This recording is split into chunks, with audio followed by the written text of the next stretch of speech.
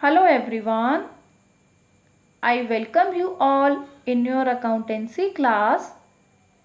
In our previous video, we have discussed about classification of accounts, and in that classification, we have discussed about personal account. तो वहाँ हमने क्या बात की थी कि पर्सनल अकाउंट जो होते हैं वो किसी लिविंग ह्यूमन बीइंग का भी हो सकता है और किसी आर्टिफिशियल ह्यूमन बीइंग का भी हो सकता है। लिविंग में आप, हम, आपके आसपास के लोग, वो सब आते हैं, और आर्टिफिशियल में कंपनीज हो गई, बैंक अकाउंट हो गए, बैंकिंग कंपनीज के अकाउंट, वो सब होंगे। तो इन पर जो रूल लगता है वो क्या था आपका? Debit the receiver, credit the giver. Last video में हमने बात की है इस रूल के बारे में, तो उसी को आपने रिवाइज भी करना है कि जब कोई पर्सन बिजनेस से कुछ रिसीव करे तो उसको डेबिट कर दो, अगर कोई पर्सन बिजनेस को कुछ दे रहा है तो उस पर्सन को क्रेडिट करना है। ये ऑलरेडी डिस्कस था, जस्ट एक रिवीजन किया हमने। तो आज हम हमारी न्यू कैटेगरी की बात करेंगे, दैट इज रियल अकाउंट। तो क्या होते हैं ये रियल अकाउंट? बेसिकली ये उन चीज़ों से जुड़े अकाउंट हैं जिनकी वैल्यू को आप मेज़र कर सकते हो इन मॉनेटरी टर्म्स। ये तो होना ज़रूरी है ही अकाउंटेंसी में। अगर किसी चीज़ की वैल्यू को मैं मॉनेटरी टर्म्स में मेज़र ना कर पाऊँ तो उसका अकाउंट मैं ओपन ही नहीं कर पाऊँगी। सेकेंड थिंग क्या होती है कि ये आपके बिजनेस से रिलेटेड प्रॉपर्टी या आपके बिजनेस की एसेट्स को शो करते हैं जो रियल अकाउंट होते हैं। फॉर एग्जांपल कि आपके बिजनेस से जुड़ी कितनी बिल्डिंग है आपके पास, फर्नीचर कितना है बिजनेस से जुड़ा, लैंड कितनी है, मशीनरी कितनी है, ये सारी चीज़ों के अकाउंट जो होते हैं वो होते हैं आपके रियल अकाउंट। अब कुछ और चीज़ों की बात करें, एसेट्स में हमने ऑलरेडी पढ़ा है कि कैश भी इंक्लूड होता है। कैश भी मेरी एसेट ही है बिजनेस की, कि मेरे पास कितना कैश है, that is also my asset, तो वो भी रियल अकाउंट की कैटेगरी है। और कुछ एसेट्स की बात करें अगर, तो हो सकती है यहाँ गुडविल। गुडविल का मतलब होता है गुड नेम, कि बिजनेस में जब काफ़ी सालों तक बिजनेस अच्छे से काम करते हैं तो बिजनेस को एक रिकॉग्निशन मिल जाती है कस्टमर्स की नज़र में, तो वो एक गुड नेम अर्न करता है कि जो आपके बिजनेस हैं वो नाम से चलेगा। जैसे आपने देखा होगा आपके आसपास कुछ शॉप्स या कुछ बिजनेसमैन इतने फेमस हो जाते हैं कि कस्टमर उनका नाम देख के उनके पास जाते हैं कि भाई इसी से ही लेना है प्रोडक्ट, तो वो ऑटोमेटिकली आपको ज़्यादा प्रॉफिट अर्न करने में हेल्प करता है। तो दैट इज़ गुडविल। तो ये गुडविल भी आपकी एसेट है, इसको भी आप रिकॉर्ड करते हो, और इसकी जो कैटेगरी है, क्योंकि ये एक एसेट है तो ये कैटेगरी किस में जाएगी? रियल अकाउंट में।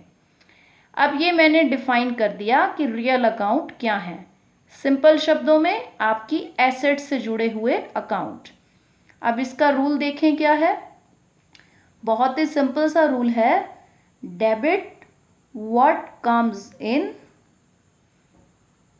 कि बिजनेस में जो कुछ आ रहा है, कोई प्रॉपर्टी आ रही है, उसको कर दो डेबिट, और क्रेडिट व्हाट गोज आउट, कि अगर बिजनेस से कोई प्रॉपर्टी जो है वो बाहर जा रही है तो उसको क्या कर देना है? Credit. Debit what comes in, credit what goes out. इतना सिंपल सा रूल है, देखो कोई ज़्यादा डिफ़िकल्टी नहीं है समझने में हमें। अब इस रूल को हम करके देखेंगे अप्लाई।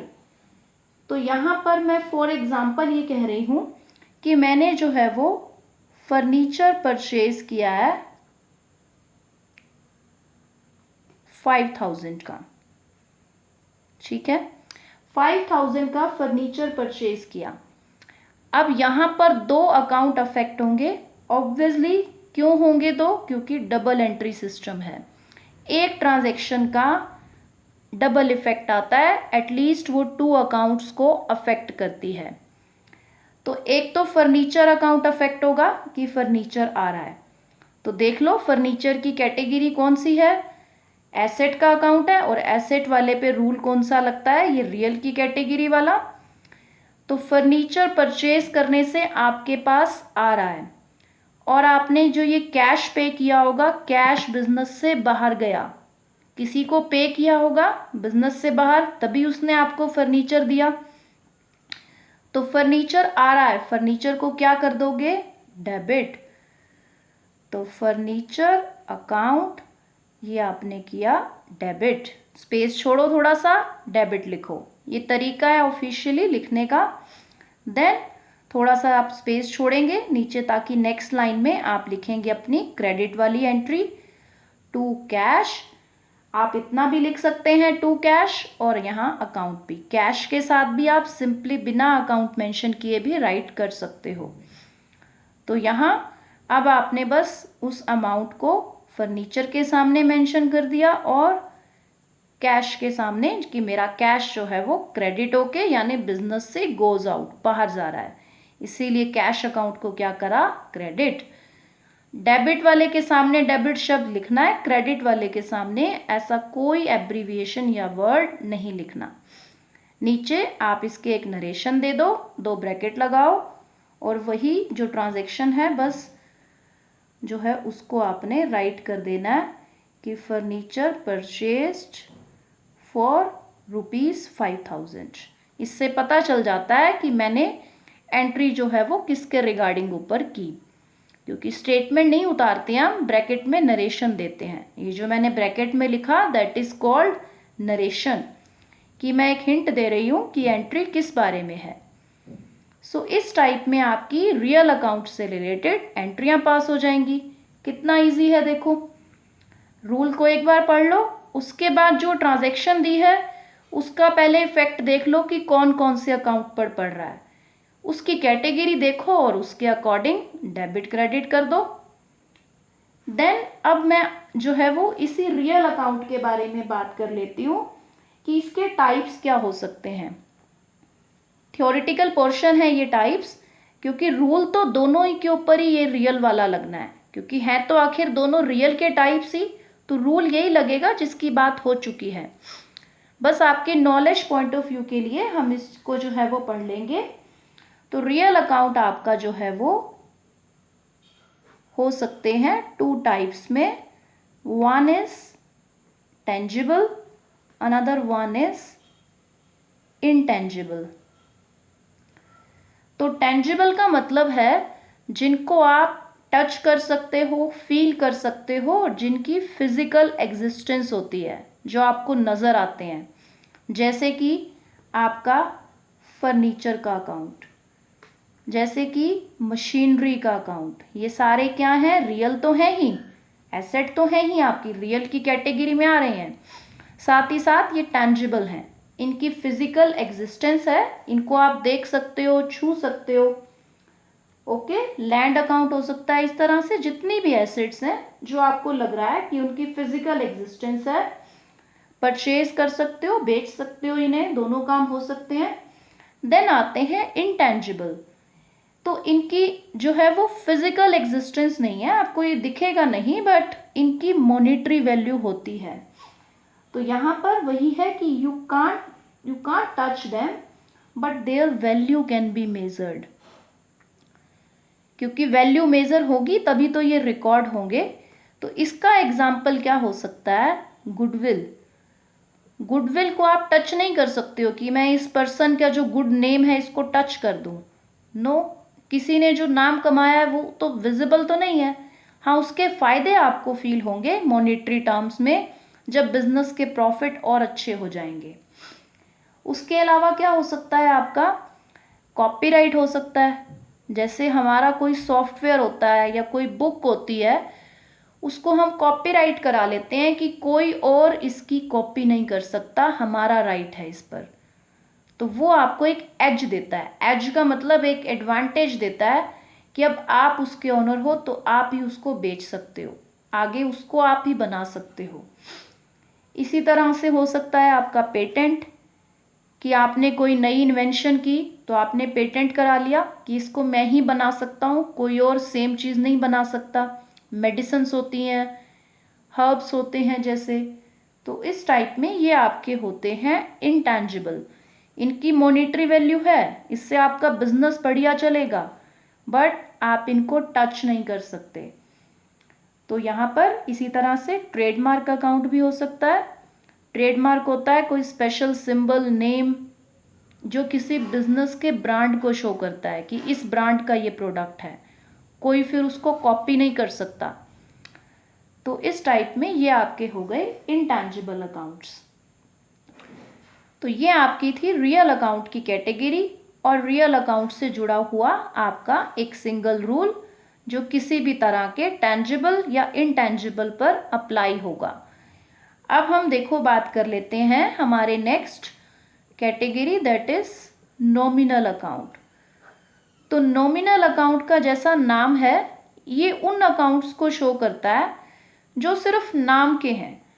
नाम के का मतलब उनकी कोई फिजिकल एग्जिस्टेंस नहीं है, लेकिन वो ये बताना चाह रहे हैं आपको कि आपका जो कैश है, जो आपके पास कैश में पैसा है, वो किन किन हेड्स में आप खर्च कर रहे हो या आपको सामने से रिसीव हो रहा है, ये इनसे अलग होंगे। ये एसेट्स नहीं है नॉमिनल अकाउंट आपकी, कि भाई हमें फिजिकल एग्जिस्टेंस नहीं है तो कोई एसेट है। नो, एसेट नहीं है ये। सिर्फ आपके जो है ना, या तो खर्चों को शो करेंगे यानी एक्सपेंसेस को, या फिर ये आपके जो है वो इनकम्स को शो करेंगे कि आपको कैश किस रूप में प्राप्त हो रहा है, या तो आप खर्च कर रहे हो या आपको प्राप्त हो रहा है। तो ये उन चीज़ों को शो करने के लिए बनाए जाते हैं। तो बेसिकली ये एक्सपेंसेस को या इनकम्स को जो है वो इंक्लूड करते हैं। तो इसके लिए एग्जाम्पल क्या हो सकते हैं एक्सपेंसेस का, कि आपने सैलरी दी किसी को, या आपने जो है वो किसी को रेंट पे किया, तो ये हो गए आपके खर्चे। इनकम क्या हो सकती है आपकी, कि सामने से आपको इनकम रिसीव हो रही है, कहीं से आपको कोई कमीशन रिसीव हुआ, तो ये आपकी क्या हो गई इनकम। डिस्काउंट आपको रिसीव हो रहा है, तो ये भी तो आपके लिए फ़ायदा है कि आपको वो पैसा भरना ही नहीं है जितने का डिस्काउंट मिला, तो आपके लिए ये भी एक इनकम की तरह इंक्लूड करोगे आप इसको।